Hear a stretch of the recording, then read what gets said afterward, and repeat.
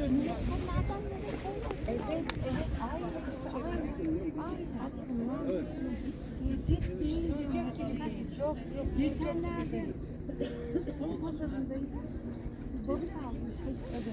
Kaça demiş evde. Boş ver, ben görüşeceğini anladım. Şimdi senin de ben bayağı gittim. Kasaya verdim dedi 60 lira dedi. Ya 50 lira dedi ya. Evet. Yok dedi 60 lira.